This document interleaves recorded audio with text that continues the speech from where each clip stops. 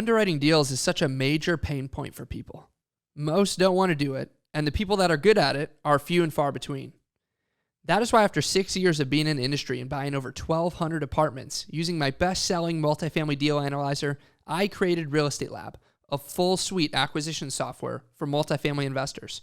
We have built a product that helps investors automate their acquisitions and close more deals, all in a cloud-based platform. You can go to realestatelab.com and sign up today using the promo code TAG2 for 10% off your first 12 months. This is David Tupin. Thanks for listening.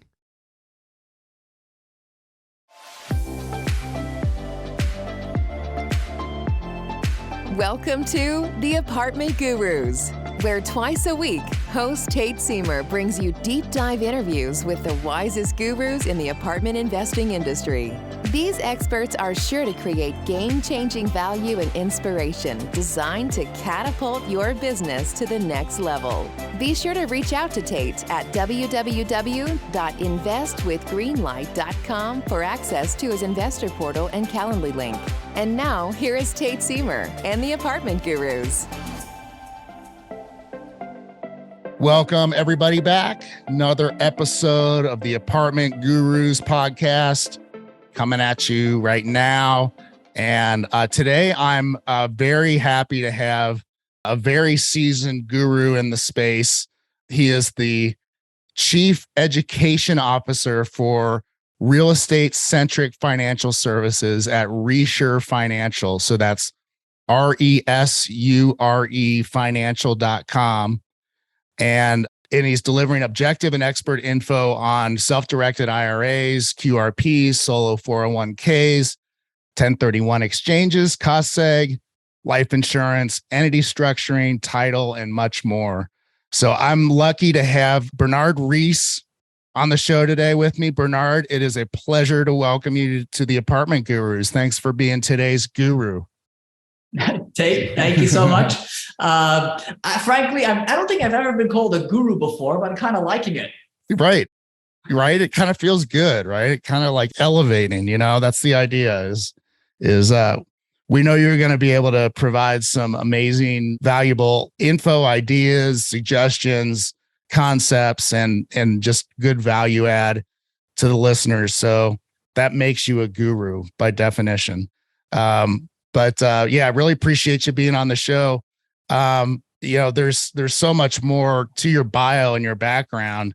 We were talking a little off air that what you really specialize in is kind of an integrated, holistic approach. In your bio, it says that you're providing an integrated suite of real estate financial services under one roof: SDIRAs, self-directed IRAs, 1031, cost seg, life insurance, and title. And so you really built this machine that kind of synchronizes all of those aspects of this business. And so I'm really looking forward to hearing more about how you built that, because that's very unique. I've never run across anyone like you that does all these things. So, but before we get into that, would you kind of just share a little bit about your background, kind of your story, particularly in business and in real estate? Yes, glad to. And that really ties together with where we are today. Yeah, more than anything, I'm just, I think, a student. Love to learn and really nerd out. And I am a CPA, and I've got a whole bunch of other designations. Now, designations are not that important, but nerding out can be important if you really want to be able to deliver, the optimal results and optimal outcomes. So I did do, management consulting and tax advisory. And then what I realized is that folks were not being well served by the traditional financial industry. And that there's another world out there where people can self-direct. I don't mean self-direct as in self-direct retirement accounts. It's more like self-direct their finances, like really own their financial lives and financial futures, take ownership of that and kind of be in the driver's seat, as opposed to, having folks say, hey, you can't handle this on your own. Just give us the money, pay us fees, whether you make money or lose money. That model didn't appeal to me. And so initially I said, hey, the first place is I want to help people with self-directed retirement accounts. But being that we weren't doing that just in the sense of like, okay, just processing paperwork, we were really getting involved with our clients' overall tax and financial profile. We kept getting involved in more and more areas of real estate tax and realized there's a need to both integrate these things, because the way this market works right now is, there's one guy hollering saying, do cost seg. Another guy saying, no, do a 1031 exchange. Mm-hmm. And another guy saying, do a self-directed retirement account. And sometimes none of these are right. All of them are right. And sometimes it's one or the other. Mm-hmm. But when you have only each person, it becomes like kind of a product that they've got to push, that investors only get half the story. And even within each one of those, there's room for a lot of nuance, right? Self-directed retirement accounts come in so many flavors.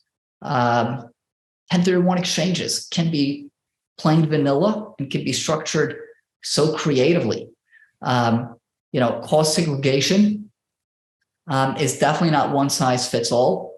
You've got to know with all these tax stuff, you want to be as aggressive as you can reasonably be. You don't want to be, most folks don't want to be too conservative, but there's a limit to how aggressive you want to be before you kind of fall off a cliff where the IRS may disapprove. So all of these things have, in each of these silos, there's room for nuance. And then especially with kind of how they come together, there's room for creativity and a more holistic approach. So, okay, that's fantastic. A lot to unpack there. Who are your, who's your average client? Who's your avatar in your business? That are they real estate investors, owners, portfolio owners? So it really varies. Like, for IRAs, you're more going to have your LP kind of people, mm-hmm. right? The folks that business owners or employees that have accumulated funds, right? And now they're saying, hey, I want to channel these to real estate, right? And that's one investor profile and one tax profile. On a 1031 exchange, you're typically looking at no rules, because obviously 1031s into syndications or out of syndications certainly take place all the time. Yeah.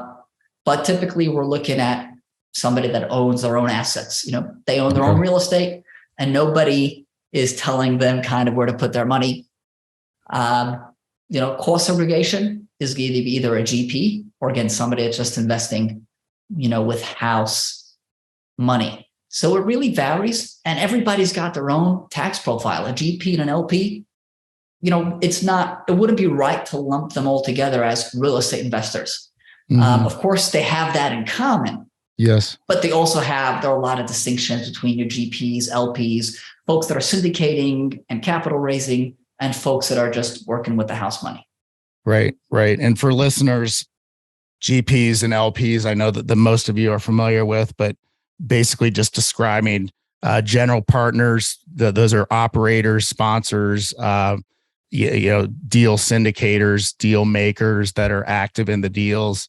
That's one side of Bernard's equation there. And then the other side are the limited partners or the LPs, which are usually passive or always passive investors that do nothing other than invest capital in the deal and sit back and wait for checks to show up in their mailbox or on their balance sheet or on their bank statements. So it's an interesting context to put it in, because there's decisions sometimes in a real estate syndication that need to be made that affect both the GPs and the LPs, right? And you just kind of distinguished that GPs and LPs sometimes aren't going to necessarily have the same interests. Let's just kind of throw this out on the table. When when is it advantageous or disadvantageous to each group to, let's say, do a 1031 exchange? And in other words, when might it be advantageous to the GP and maybe not the LP or vice versa? So that within the context of 1031 exchange and syndications, we should distinguish between two scenarios. One is if everybody's going to be in the 1031 exchange. All right, we had 40 partners in this deal, and we're going to just 1031 into another deal. And that can be contrasted with, all right, some investors want to stay in and go on to the next deal. Right. And some want out. So from the GP perspective, and all the investors' perspective, where they're going from one deal to the next, it tends to be great for everybody. Okay. That's because everybody's going to be saving money on taxes. And everybody wants to stay together. It could be particularly appealing to a GP because they don't have to do a new raise, right? They've got the money. It's all there, right? And that means no new raise. That may mean they don't have to pay any more capital raisers. They don't have to, right? There's a cost to raising equity, hard dollar costs. And then obviously the nuisance, the compliance, and dealing with all that. Hey, we've got it all wrapped up, kind of tied up with the bow from our last raise, right? Let's just carry it into the next deal, right?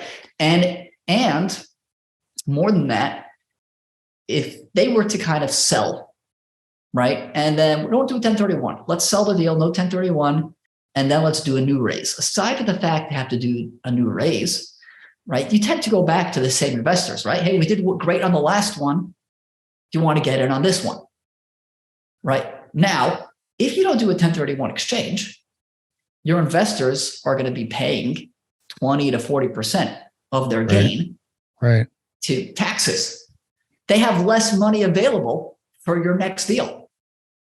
But if you do the 1031 exchange, right there, you got 40% more capital, right? Even if every single one of your investors would say, hey, I want in, right? And there's no raise, there's no cost of raising, just sell this one, send us our money, or don't even send it to us, just roll it into the next deal. You're going to have 40% less money to roll in. But using a 1031 exchange, you just have, right? You can get into a much bigger deal because you're using your full sales proceeds to get into the next deal. Yeah. Yeah, it's compelling for sure. It seems, your example of having 40 investors in a deal, it seems like it would be nearly impossible to get unanimity on everybody wanting to exchange together. Does having one or five or, a few dissenters, so to speak, does that mess everybody up? It could. It could. This is where it gets hairy. And it depends on the number of dissenters, because in a 1031 exchange, the seller of the property, that would generate the taxes has to be the same person. A person can be a legal entity, like the same taxpayer that buys the next asset. Now that's one thing you got to be aware of. And if you have all sorts of partners dropping out and enough partners drop out, that partnership can be deemed to be a new partnership, right? So what we would do is we would drop partners out. And then you say, okay, you guys are out, take your money right now, even before the sale, we're going to give you, all right, 10 partners want out, guys, we're going to give you a portion of the property. Just take it right now. We're going to do the sale tomorrow, but today, you 10 guys, we're going to kind of give you what we call a tenancy in common interest, and we're going to put you on title. We're going to drop you out of the LP entity, and you guys are going to become owners alongside us. So you're not part of our partnership anymore. And the partnership is going to 1031. This is pre-sale of the first asset. Exactly. Yeah, got it. Because, and why would you have to take that route? That's because in a 1031 exchange, in order at least to defer all your taxes, the full sales proceeds have to be invested, have to be reinvested. So you can't go into a 1031 exchange and then divvy up the funds and say, you guys, hey, you take your money and you guys go your own way, because that'll make the entire exchange at least partially taxable for everybody. Understood. Okay. So another syndication related event that seems to come up is, us as syndicators here at Greenlight Equity Group, my company, we bring on investors, and a lot of times they will have 1031 money that they're looking to deploy into a syndication. And unless we have our deal set up as a tenant in common, a tenancy in common, my understanding is that we're not able to accommodate 1031 money. That is the case, isn't it? Yeah, absolutely. That is the case. Having 1031 syndications is doable, but it can be a little tricky. Yeah. And it has to kind of be worthwhile to the syndicator. The key thing is that 1031 exchange, your investor has sold real estate, and they've got to have a successful exchange, they've got to buy real estate. And acquiring a partnership interest is not treated as acquiring real estate. Right. Even though it's the only thing the partnership does is own real estate, it's still in the eyes of the IRS. You don't acquire real estate. You got a partnership interest, which is not real estate. Yeah. So the key is to have them go in on title, acquiring a tenancy in common interest. And then what you've got is a TIC agreement. Pardon me, sir. Go ahead. We have a TIC agreement. You've got a TIC agreement. That's a tenancy in common agreement. Yep. That's structured to comply with the IRS's thought process on TICs. So the IRS has given us, and we actually have very extensive resources on this, because this is a favorite topic of folks, 1031s and syndications. And the internet tends to give you kind of like one-word answers. No, you can't do it, or yes, you can. And the answer is, as are many, many things in the tax world, a little more nuanced. Definitely doable, but you want to structure it to be as compliant as possible with the IRS. The IRS has not given us a safe harbor. That means like for some things, the IRS says, in the interest of tax administration, we're going to tell you a way to do this thing. And if you do it this way, we're going to leave you alone. Right? That's called like a safe harbor. Then for TIC arrangements, the IRS didn't give us a safe harbor. They gave us a revenue procedure, which tells us, these are about 30 things we're going to be looking at. Wow.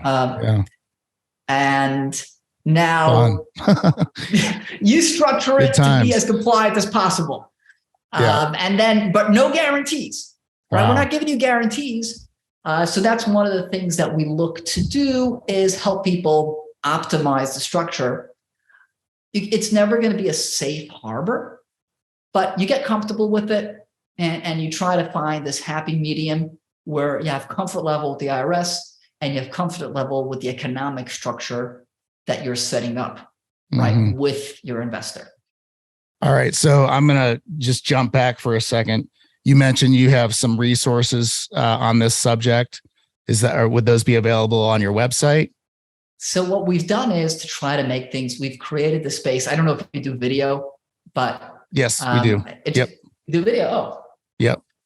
Yep. So those of you on YouTube right now are actually looking at Bernard's screen, but he's sourcing this from members.resurefinancial.com/topics.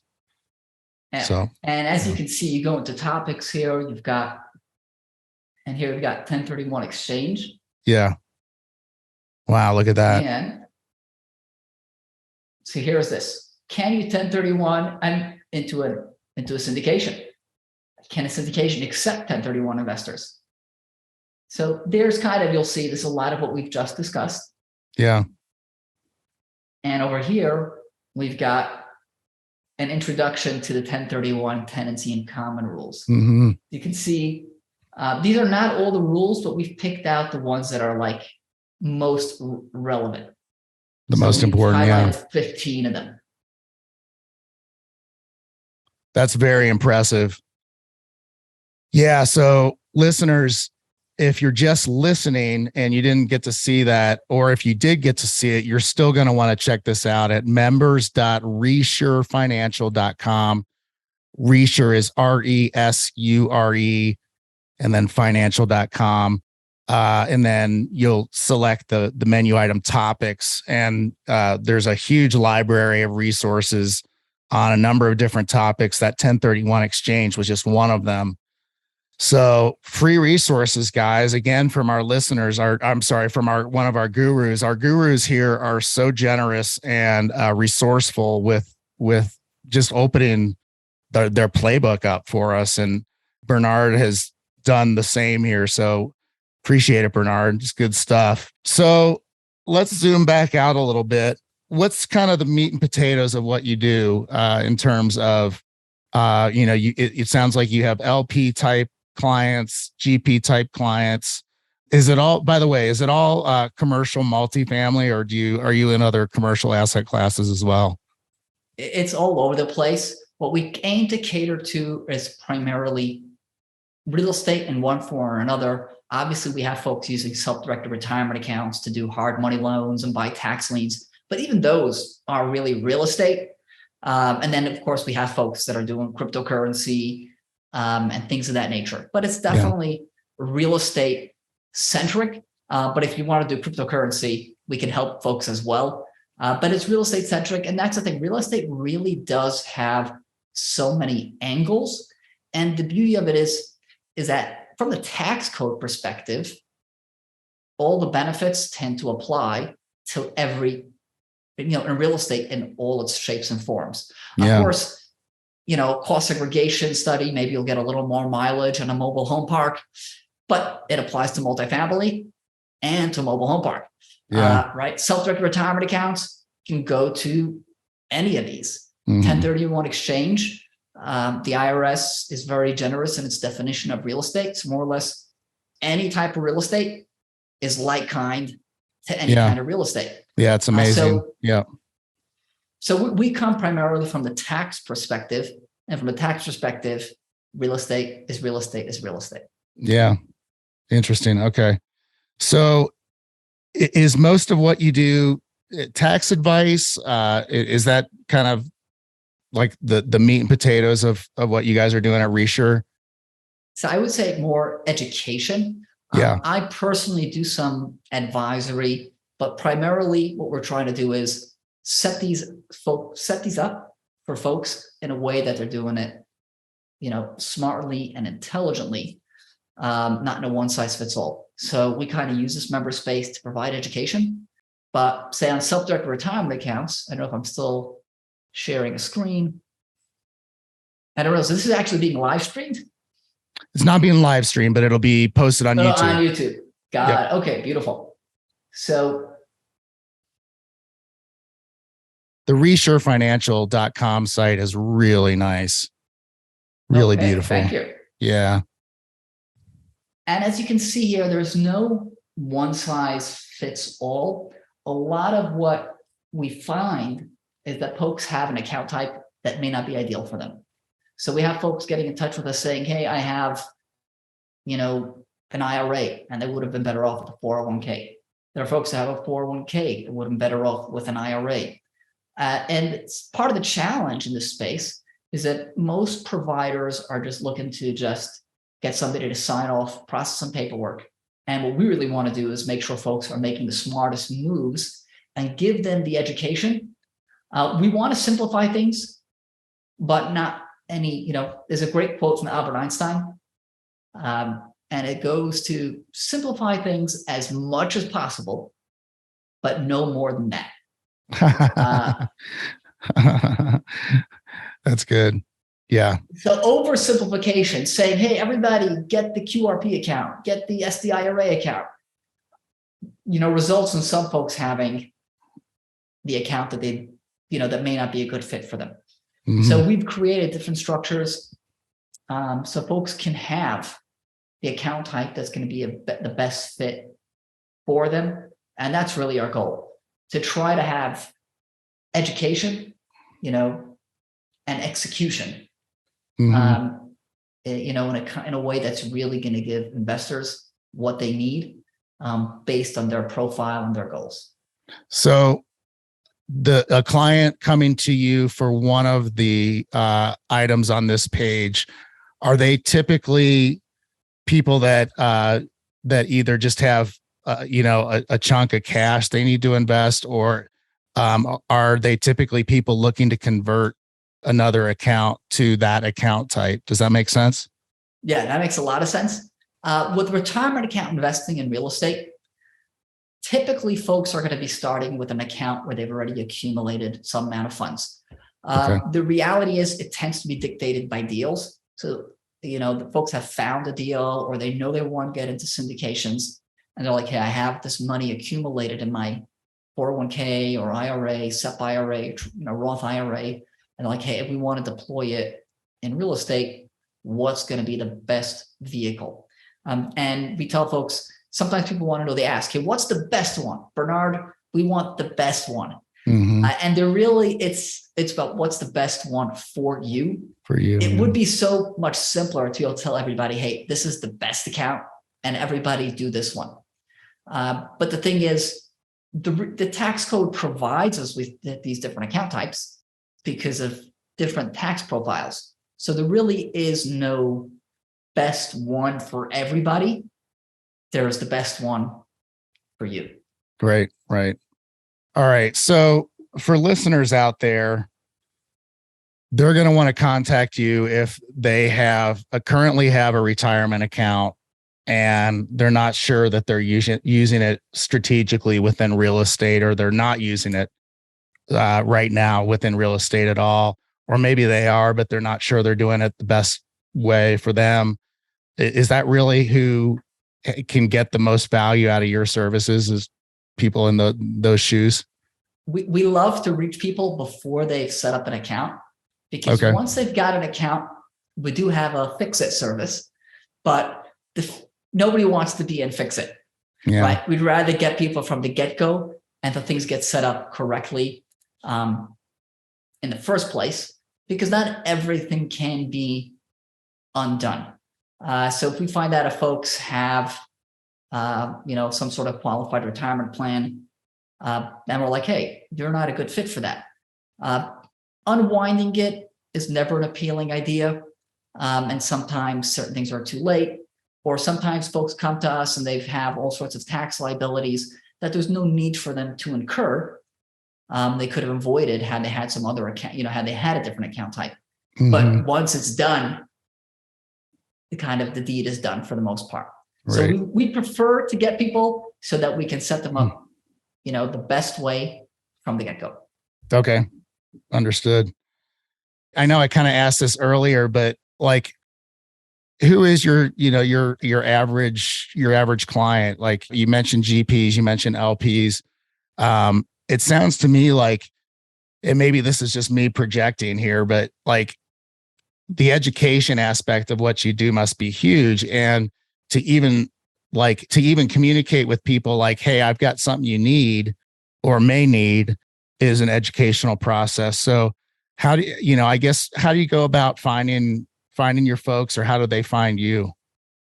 So the way folks tend to get to us is people that have worked with us and they see the difference in how we operate. So there are a lot of, there's nothing proprietary about 1031 exchanges. It's in the tax code. There's nothing proprietary about 401ks, qualified retirement plans, and SDIRA. There's nothing proprietary about cost segregation. All these things we have extensive tax code regulations, case law.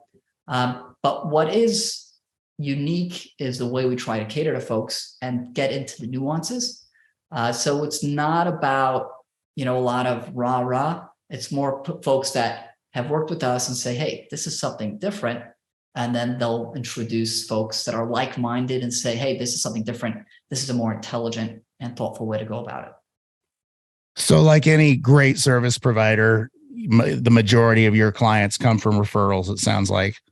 Absolutely. Yeah. Yeah. And, listeners, if you're doing whatever you're doing right, whether it's raising capital, finding deals, like the word of mouth stuff is priceless. Like you can't replace the word of mouth factor in your business. And on a slightly different note, my friend BEERY, a broker out of Florida, wrote a great book about being an elite investor and being somebody that brokers want to bring deals to you. And he talks about the importance of your reputation and how that's really everything in this business and this space and really just about any business. And so, they say referrals are the world's best compliment. And it sounds like you're doing real well, getting lots of compliments from your clients. So congratulations on that. Cool. Well, this has been awesome. Just a kind of a great little dive into what it looks like to kind of synchronize all of these different financial options and vehicles under one roof, as you said in your bio.